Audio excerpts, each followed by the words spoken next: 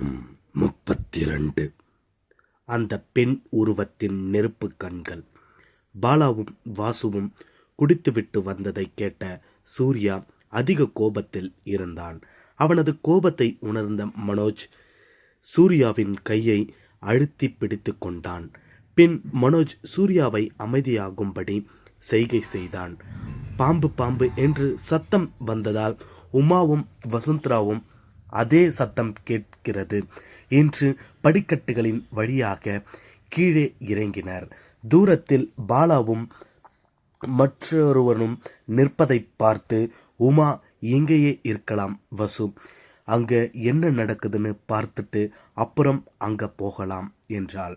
இரு பெண்களும் அங்கேயே நின்று நடப்பதை வேடிக்கை பார்த்தனர். அப்பொழுது ராம், யாரை பார்க்க வந்தீங்க? உண்மையை சொல்லுங்க பாலா. யாரை பார்த்து என்ன உங்கள் கல்யாணத்தை பற்றி முடிவெடுக்க போறீங்க, அதுவும் குடிச்சிட்டு என்று கேட்டான். பாலா வேறு வழியின்றி பொய் சொல்ல நினைத்தான். மேலே உமா வசுந்தரா இருவரும் பேசிக்கொண்டு இருப்பதையும் நினைத்து பார்த்தான். இதை இவனுங்க கூறிவிடலாம் என்று முடிவு எடுத்தான். எனவே பாலா, சூர்யா, நான் உமாவை தான் பார்க்க வந்தேன். அவகிட்ட நான் பேசவே இல்லை. அவளுக்கு என்னை பிடிக்குமா இல்லையா அப்படின்னு தெரியல. உமா என்கிட்ட பேசாததால் அவளுக்கு என்னை பிடிக்கலை அப்படின்னு தோணுச்சு. அதனால் யாருக்கும் தெரியாமல் அவளை வந்து பார்க்கலாம் வந்தேன் என்று பொய் கூறினான். என் தங்கச்சியை பார்க்க ராத்திரி நேரத்தில் இப்படி குடிச்சிட்டு தான் வருவியா நீ என்று சூர்யா கோபமாக வெகுண்டு எழுந்தான். அவனது கோபத்தை பார்த்த பயந்த பாலா, அது சூர்யா, நீ தப்பா நினைக்காத. முத தடவை உமா கிட்ட பேசுறதால கொஞ்சம் தைரியத்தை வரணும்னு தான் குடிச்சேன், அவ்வளவுதான் என்றான். நீ குடிச்சிட்டு வந்ததே நியாயப்படுத்தாத பாலா. நீ வந்ததும் இங்க யாருக்கும் தெரியல. நீ என்ன பண்ண முயற்சி பண்ண என்று பற்களை கடித்து கொண்டு கோபத்தில் வெகுண்டு எழுந்தான் சூர்யா. இத்தனை வருடமாக சூர்யா யாரிடமும் கோபமாக பேசியது இல்லை. ஆனால் இங்கு பாலா என்று வந்ததால் மட்டும் அவன் கோபத்தை அடக்க முடியவில்லை. இவன் இவ்வாறு கோபமாக பேசி கல்யாணத்தில் ஏதேனும் பிரச்சனைகள் வரப்போகிறது என்று மனோஜ் பயந்தான். எனவே மனோஜ் சூர்யாவின் தோளை தட்டி கொடுத்து, சூர்யா இரு, நான் பேசுகின்றேன் என்றான். அப்பொழுது கௌதமிற்கு ஒரு ஃபோன் கால் வந்தது. உடனே கௌதம், ஒரு நிமிஷம்டா, ஃபோன் பேசிட்டு வந்துடுவேன். இந்த விஜிபி இருந்தாலே இப்படித்தான் நம்மளை தொல்லை பண்ணிக்கிட்டே இருப்பாங்க.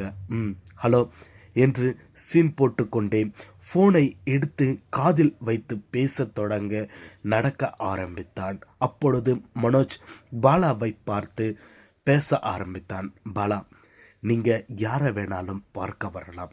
நீங்கள் இந்த வீட்டோட மாப்பிள்ளை ஆக போகிறீங்க. ஆனால் நீங்கள் காலையில் வாங்க, நிதானமாக வாங்க. கல்யாணத்துக்கு முன்னாடி நைட்டு நேரத்தில் ஒரு பெண்ணை பார்க்க வர்றது தப்பு, அதுவும் குடிச்சிட்டு வர்றது ரொம்ப தப்பு. நீங்கள் வந்து இருக்கிறது கூட உமாவுக்கு தெரியல.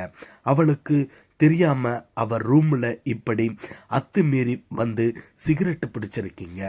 அந்த ரூம் மேலே அவ மட்டும் இல்லை, மற்ற பொண்ணுங்களும் அங்கே இருக்காங்க. நீங்கள் எப்போ வந்தீங்க, எவ்வளோ நேரமாக அங்கே இருந்தீங்க, என்ன எல்லாம் பண்ணீங்க அப்படின்னு இந்த பெண்களுக்கு தெரியாது. தப்பாக ஏதாவது நடந்து இருந்தா யார் பொறுப்பு சொல்லுங்க. இனி இப்படி பண்ணாதீங்க. இப்போ ப்ளீஸ் வீட்டுக்கு போங்க என்று பொறுமையாக கூறினான். மனோஜ் பேசும் வரை அமைதியாக இருந்துவிட்டு, சரி நான் கிளம்புறேன் என்று பாலா வேறு வழி எதுவும் பேசாமல் வாசுவை இழுத்து கொண்டு மெயின் கேட்டை தாண்டி வெளியே சென்றான். ஆனால் வெளியே சென்ற பாலா மேற்கொண்டு நடக்காமல் வாசுவை இழுத்து கொண்டு மெயின் கேட் அருகில் இருக்கும் ஒரு மரத்தின் மறைவில் மறைந்து கொண்டான். அங்கிருந்து சூர்யாவும் மற்றவர்களும் என்ன பேசுகிறார்கள் என்று பாலா கேட்க நினைத்தான். சரியாக இவர்கள் மறைந்து கொள்ளவும் கௌதம் போன் பேசிக்கொண்டு கேட்டை விட்டு வெளியே வரவும் சரியாக இருந்தது. கேட்டின் அருகே நின்று கொண்டு சூர்யா அவன் நண்பர்களும் பேசிக் கொண்டிருப்பதை பாலா சென்று விட்டதையும் உறுதிப்படுத்தி கொண்டு உமாவும் வசுந்தராவும் அங்கே வந்தனர். அப்பொழுது சூர்யா, என்னடா இவன் இவ்வளோ கேவலமா இருக்கான், இவன் உன் தங்கச்சிய சி என்று தன் பற்களை கடித்தான். அப்பொழுது பெண்கள் இருவரும் ஆண்களின் அருகே வந்து சேர்ந்து கொண்டனர். சூர்யா கோபமாக இருப்பதையும் பார்த்த வசுந்தரா என்னாச்சு என்று கேட்டாள். அதற்கு சூர்யா வந்து வேற யாரும் இல்லை பாலா என்று எரிச்சலுடன் கூறினான். நாங்க பார்த்தோம் தூரமாக நின்று. எதுக்கு வந்தானாமா? வந்தவன் ஏன் மேலே எங்கள் ரூமுக்கு வந்தான் என்று கேட்டாள் வசுந்தரா. உடனே சூர்யா, உமாவை பார்க்கறதுக்கு யாருக்கும் தெரியாம வந்து இருக்கான், அதுவும் ஐயோ குடிச்சிட்டு வந்திருக்கான் என்றான். உமா மற்றும் வசுந்தரா இருவரும் அதிர்ந்தனர்.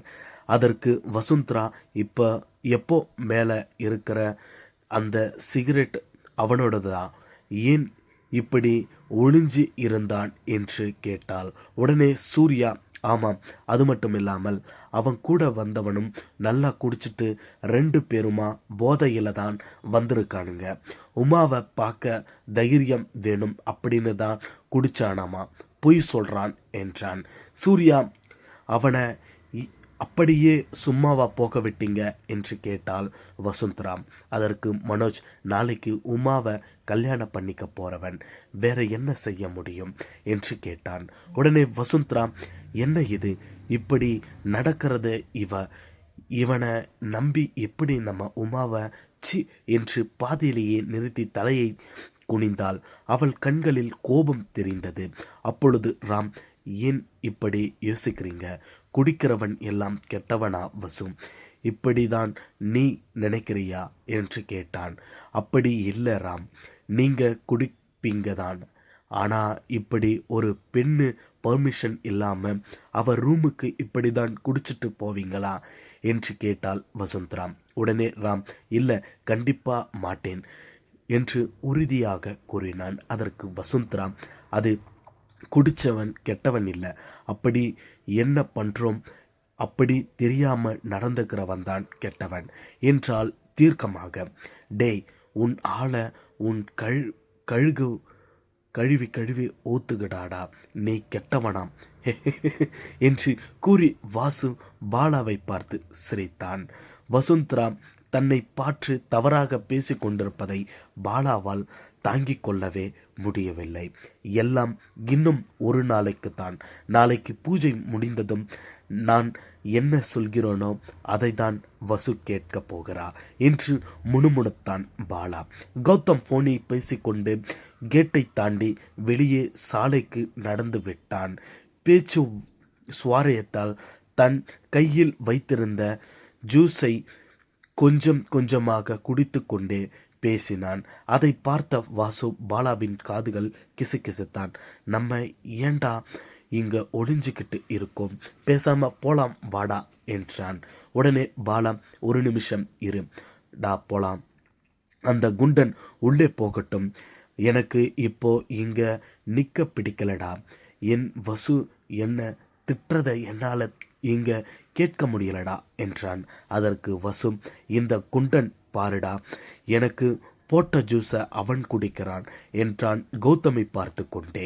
வாய மூடுடா, எனக்கு இப்போ அந்த ஜூஸு தான் முக்கியமா என்று பாலாவை எரிச்சலாக உள்ளே சூர்யாவை போன்ற கோபமான மனநிலையில் இருந்தான் ஜான். பாலா உமாவை பார்க்க வந்ததும் என்று கூறியதில் இருந்து மிகவும் கோபமடைந்தான் ஜான். குடித்துவிட்டு இரவு ஒரு பெண் அறைக்கு வருவது தவறு என்று மற்றவர்கள் யோசிக்கும் அதே கோபம்தான் என்றாலும் இது அவனுக்கு வேற மாதிரியான உணர்வை கொடுத்தது. மற்ற பேச்சுக்களில் கலந்து கொள்ளாமல் தனியாக நின்று உமா அவர்களின் அருகே வந்ததிலிருந்து இன்னும் 4 அடி தள்ளி நின்றான். அவனது உணர்வுகள் அவனால் கட்டுப்படுத்த கொள்ள முடிந்தது. அப்பொழுது மனோஜ், சரிதான் வசு, நீங்க சொல்றது நானும் இதை தான் நினைக்கிறேன், ஆனா அவன் சொல்றது ஒரு பாயிண்ட் இருக்கு. பாலாவை பார்த்துட்டு இருந்துட்டு உமா பாலா கூட பேசவே இல்லை. அதனால் அவனுக்கு உமாவை அவனை பிடிக்குன்னு நினைப்பு. அதை யாருக்கிட்டையும் கேட்கறது தெரியாமல் இந்த நேரத்தில் இங்கே வந்து இப்படி பண்ணிட்டான். இதை பெருசு பண்ண வேண்டாம், விடு.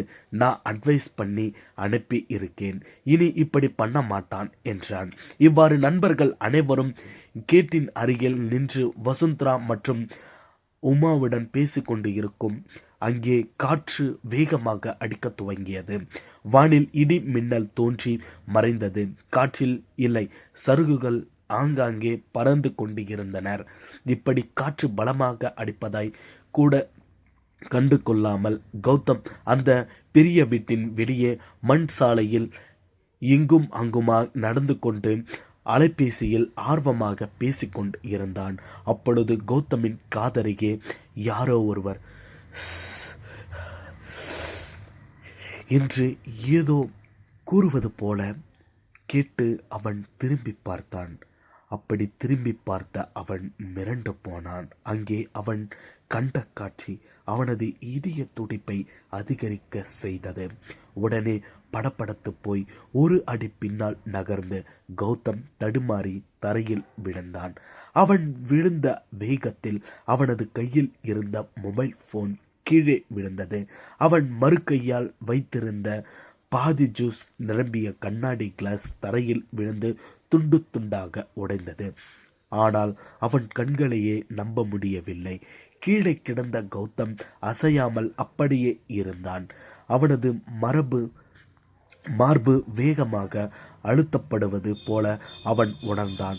மூச்சு விடவும் சிரமப்பட்டான். அப்படி பயப்படும்படியாக அவன் பார்த்தது காய்ந்த இலகு சருகுகளில் அனைத்து ஒன்றொன்றாக சேர்ந்து உருவான ஒரு பெண்ணின் உருவத்தை தான்.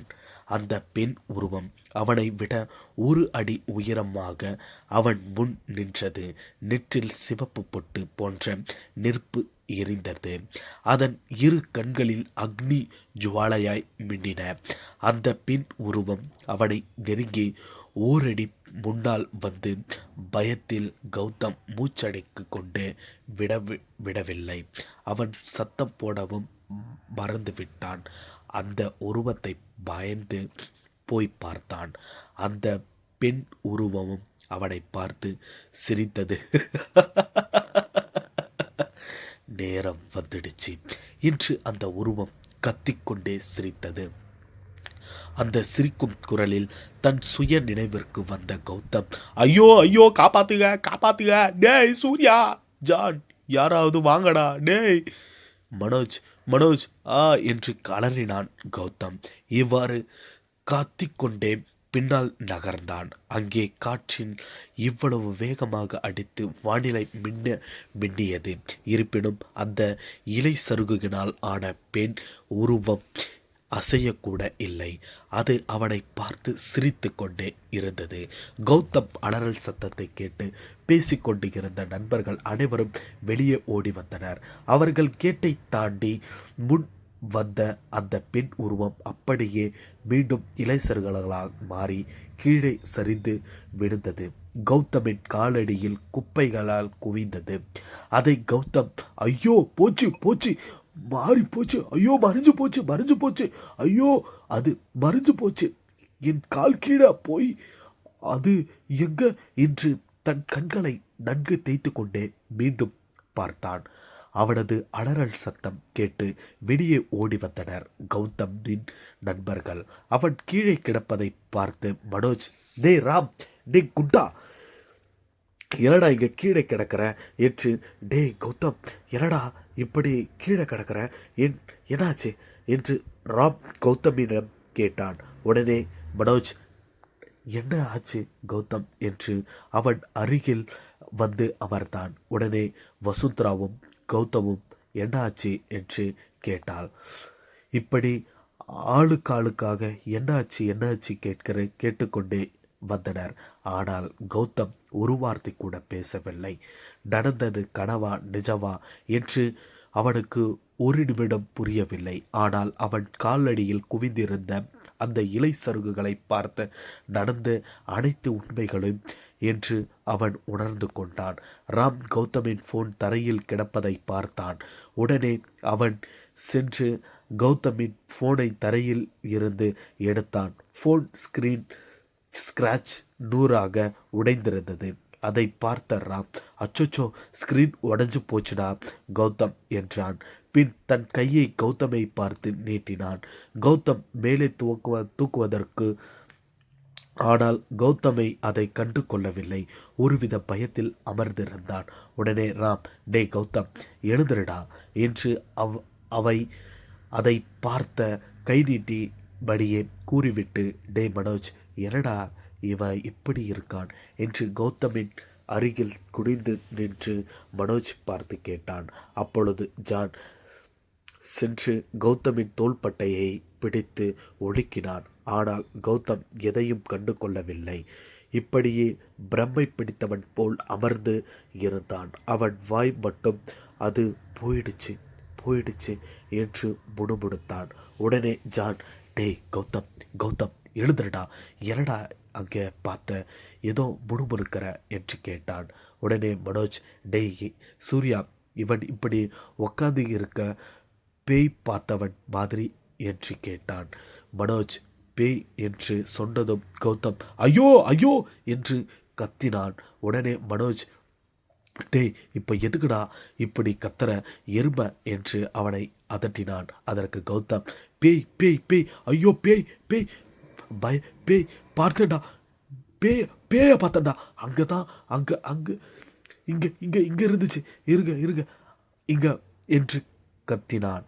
டே ஜான், என்னடா சொல்கிறான் இவன் என்று ராம். உடனே கௌதம், மச்சான், ஆமாம் அது அது இங்கே தான் இருக்குடா என்று தரையை பயத்துடன் பார்த்தான். இப்படி காற்று வேகமாக அடித்து கௌதமிற்கு உடலெல்லாம் வியர்த்து கொட்டியது. அவனது சட்டை வேர்வையால் ஈரமாகி விட்டது. அந்த பெண்ணின் சிரிப்பு சத்தம் அவன் காதுகளில் கேட்டுக்கொண்டே இருந்தது. நேரம் வந்துடுச்சு, நேரம் வந்துடுச்சு, மர்மம் தொடரும்.